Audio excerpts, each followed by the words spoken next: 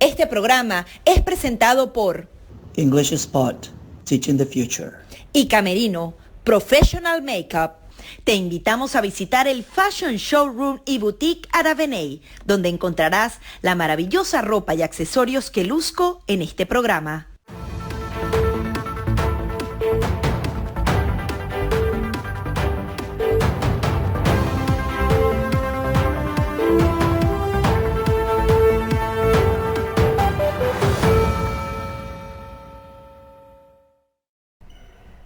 Bienvenidos una vez más a su programa Perspectivas. Les saluda Gaby Peroso, en esta ocasión con el magistrado del Tribunal Supremo de Justicia, Alejandro Rebolledo, quien además es experto en delincuencia organizada. Muchísimas gracias por compartir estos minutos con nosotros. Y en primer lugar quería analizar lo que ha pasado esta semana. El vicepresidente de Estados Unidos, Mike Pence, ha dado un paso muy particular: levantar sanciones a esos funcionarios que por mucho tiempo apoyaron al régimen de Nicolás Maduro, pero que ahora han rectificado. ¿Cómo interpreta esta medida y de manera práctica, cómo le explicamos a los venezolanos si esto tiene un efecto real o no? Fíjate, Gaby, nosotros desde el principio, cuando nos reunimos con el vicepresidente Mike Pence, tuvimos la oportunidad de expresarle hace 2 años y medio aproximadamente cuál era el poder de las sanciones. Por supuesto que los Estados Unidos, como parte de su política, venían generando unas sanciones en virtud de colocar unos sujetos tanto en OFAC, producto de ser cabecillas del narcotráfico, como unos sujetos también violadores de los derechos humanos de Venezuela. A raíz de que se profundizó las redes y conexiones en Venezuela por parte de la delincuencia organizada transnacional, de los grupos del narcotráfico, del terrorismo, el contrabando de oro ha descubierto plenamente cómo hay toda una red mundial desde Suiza, ahora después Turquía, cómo han venido ellos aprovechando toda la coyuntura.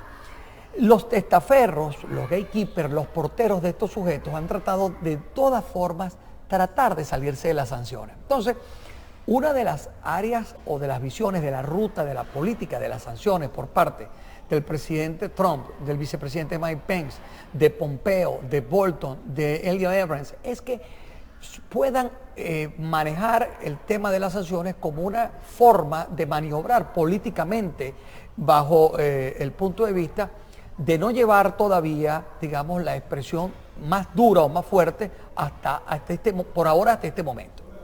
Coméntenos realmente qué hace, por ejemplo, este levantamiento a sanciones específicamente a este funcionario del SEBIN. ¿Cómo cree usted que lo van a interpretar aquellos que siguen apoyando a Nicolás Maduro?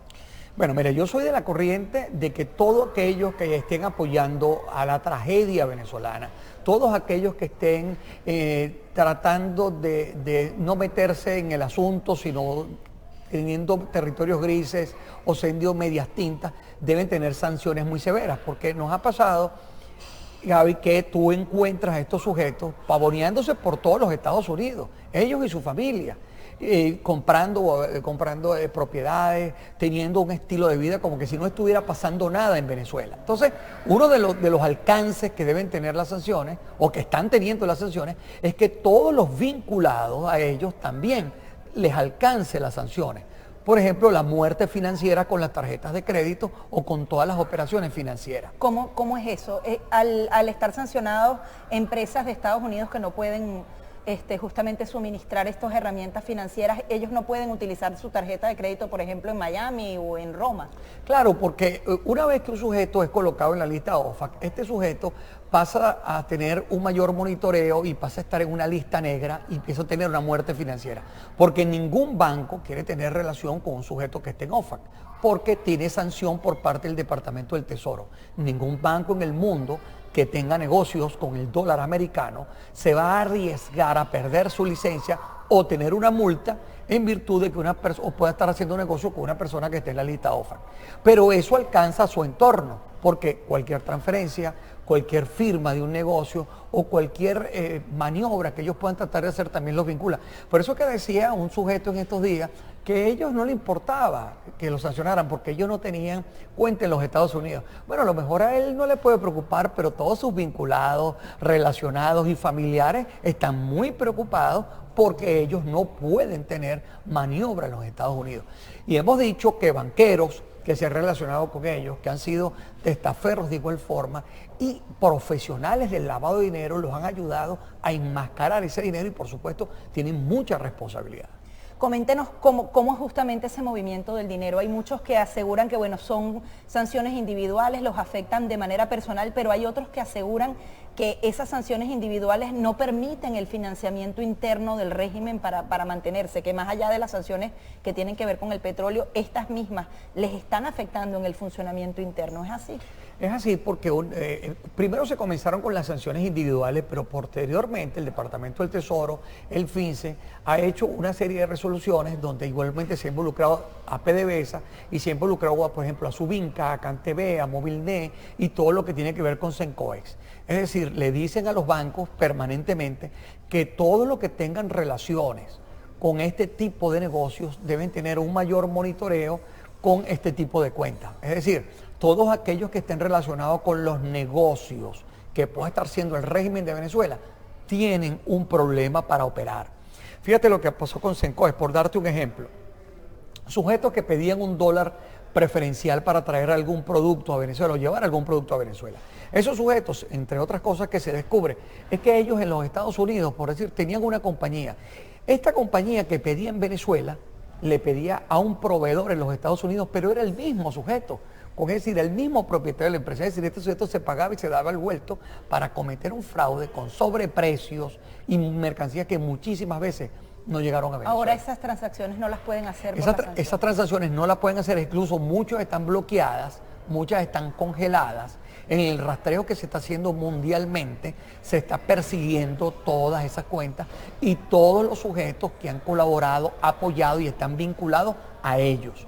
Aquí hay muchas cosas que de repente hay personas que tú no ves que están en OFAC, pero están siendo investigados, están siendo sancionados y sus cuentas están bloqueadas y congeladas en muchas partes del mundo. Porque también hay que tomar en cuenta que hay casos que se siguen en el sur de la Florida, en Nueva York y en Texas, y estos sujetos tienen procesos judiciales.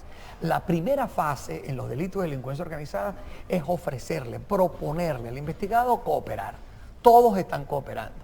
Todos están entregando nombres. Eso está ocurriendo actualmente y son distintos a los que están en la lista de sancionados. Son distintos y todos ellos están cooperando, todos ellos están siendo investigados, todos ellos están dando nombres para que de esa manera tú ves, existen muchos casos donde ellos están siendo relacionados y vinculados. Por eso te digo, la lista va mucho más allá del tema OFAC, de todos los procesos judiciales que se están llevando en los Estados Unidos.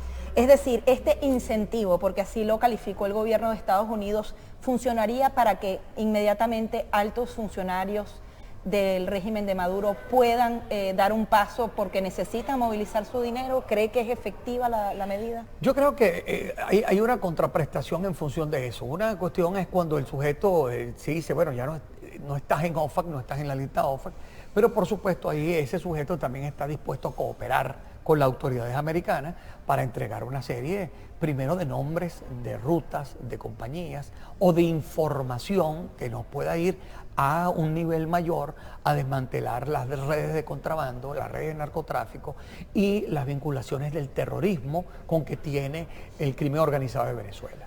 Ahora bien, justamente hablando de ese tema de las mafias, de todo el dinero negro que circula dentro de Venezuela, hay quienes dicen que podrán sancionarlos eternamente, quitarles cualquier tipo de negociación con el petróleo, pero el narcotráfico, justamente esta colaboración con el terrorismo y todo lo que sería el contrabando de oro, los podría mantener eternamente en el poder. ¿Hay suficiente dinero para eso? Bueno, en Venezuela es un país, nuestro país es rico por todos lados. Ellos saben que tratando en el mercado negro de llevar toda esta mercancía, lo que pasa con la FARC y el ELN, que organizaciones criminales que primariamente podían hacer negocios con la cocaína. Ahora tienen productos nuevos. Los productos nuevos son el oro, son el diamante, son el coltán, el contrabando de petróleo, es decir, la trata de personas, porque también es bueno e importante decirlo que lo que ha pasado con la diáspora venezolana, con la migración obligada, es que muchos de esos muchachos muchas de esas muchachas están siendo asumidos por la delincuencia organizada de la región como una mano de obra barata para trabajar en la zona. O sea, lo que ha pasado con las mujeres venezolanas, con nuestras muchachas, con nuestras mujeres, que han salido en un momento determinado por diversas zonas de Venezuela, de Venezuela hacia el mundo, y han terminado muertas en diversos países, también tiene que ver con mucho de ¿Pero este es tema. una mafia que tiene que ver con el régimen de Nicolás Maduro o son delincuencia organizada de cada uno de esos países que se aprovecha de la vulnerabilidad de estas jóvenes? Lo que pasa es que la delincuencia organizada encontró en Venezuela un territorio seguro, convirtió en Venezuela un territorio fértil para ellos poder extender sus redes. Entonces, desde Venezuela operan todas esas mafias con redes en el mundo. Entonces, como te digo, ese mercado negro de la FARC y el ELN, que sacan el oro por una región, con vinculaciones con militares, con vinculaciones con grupos terroristas, tienen en el mundo una red importante. Por eso es que yo digo que la delincuencia organizada tiene el control de Venezuela. La mafia china, la mafia rusa, los iraníes, los turcos, el narcotráfico mexicano y colombiano, tienen un control importante de Venezuela, esa ruta, que se niegan y se resisten a salir de sus guaridas. Por eso es que el combate es muchísimo más fuerte. Entonces, ¿Y cómo lo combates? Trancándole en esta política del Departamento de Estado, del Departamento del Tesoro, con el bloqueo del sistema económico venezolano, es decir, para que no puedas operar. Sin embargo, tú no puedes combatir a los grupos de delincuencia organizada si no es con mano dura. Es decir, a estos grupos hay que enfrentarlos duramente para sacarlos del territorio o para cortarle las operaciones. Por eso es que sujetos como Tarek El Aissami, que son cabecillas y que están en la lista OFCA como cabecilla del narcotráfico, que es un aspecto importante, que no solo es como cabecilla, como tema de violador de los derechos humanos, sino como cabecilla del narcotráfico, que le permite a estas redes entrar y salir, tú tienes que sancionarlo. Y todos los vinculados a él, donde tengan movimientos bancarios o tengan propiedades de ellos. Coméntenos un poco si realmente hay una salida. Estamos viendo que la Casa Blanca en teoría está negociando con los rusos. De hecho, en algunas de las entrevistas que hacíamos decían que ya, bueno, esto era un mano a mano entre Estados Unidos y Rusia porque habían tocado las máximas cabezas que justamente mantienen a Maduro en el poder y esto no había dado los resultados esperados. Pero usted habla de las mafias chinas y las mafias rusas. ¿Es entre gobiernos o es entre mafias que debe ser esa negociación? Bueno, el gobierno de Estados Unidos, sin lugar a dudas, igual que la ruta que se ha marcado, que costó que llegara, que costó que... Primero se decía que había un vacío de poder. Nosotros luchamos porque dijéramos que había una usurpación. Fíjate esos conceptos que al principio sonaban como frágiles, pero que son sumamente importantes. Primero establecer que hay un usurpador, que cese la usurpación. A partir de enero se logró esto con la nueva directiva de la Asamblea Nacional. Hay una ruta con el cese de esa usurpación. Por supuesto, es importante destacar que las sanciones, muchas de ellas empezaron a entrar en vigencia a partir del 29 de abril, porque se hizo, una vez que se toma la sanción, tuvo un tiempo para que ella entrara en vigencia. Esto es un aspecto vital. Fíjate, estamos en el mes de mayo. Nosotros estamos seguros que la ruta que tenemos trazada se va a cumplir y se va a hacer. No se pueden crear falsas expectativas o tratar de decirle a la población que si se sanciona algo que pueda tener la Constitución, de esa misma manera inmediatamente se va a tomar una medida. Esto es todo un proceso que esté sellando. Imagínese usted la sala situacional de los Estados Unidos por un momento, cuando usted duda de que esto pueda estar pasando. Es decir, aquí hay todo un equipo multidisciplinario, muy grande, trabajando para la salida de Venezuela. Coméntenos si es posible, primero, bueno, la posibilidad, pero también en esta negociación se hablaba que Michael Moreno iba a mantenerse en el poder, o sea, él iba a entregar a Maduro y Michael Moreno, que es del Tribunal Supremo de Justicia ilegítimo, ustedes representan justamente el legítimo, iba a mantenerse en el poder. ¿Cómo podríamos digerir esto los venezolanos y ustedes, como los magistrados que realmente fueron escogidos de la manera natural a través de la Asamblea Nacional? Mira, lo que está pasando en Venezuela con el Tribunal Supremo de Justicia ilegítimo, con esa Asamblea Nacional Constituyente, más que ilegítima, es criminal, cobarde lo que está pasando con nuestro pueblo. O sea, lo que está pasando con nuestro pueblo. Tú tienes que tener que no se trata de un cargo, sino de un código de vida. Tú no puedes permitir que todo lo que esté sucediendo en función de ello, por temor a tú asumir posiciones reales, pegadas a la Constitución, al ordenamiento jurídico, no las hagas. Ellos saben muy bien que eso que se está haciendo en Venezuela no puede ser. Por supuesto que el cese de la usurpación tiene que ver con el apoyo militar venezolano. Se les está diciendo a los militares venezolanos, evitemos el derramamiento de sangre de nuestro pueblo para que ustedes tengan y cooperen con el cese de la usurpación. Tal ventaja no lo tiene otro funcionario en Venezuela. Es decir, después de unos sujetos que han podido estar del otro lado en un apoyo por las circunstancias que sean, apoyando al régimen de Venezuela, que se te esté diciendo, pónganse del lado de la Constitución para que evitemos a nuestro pueblo un desastre mayor.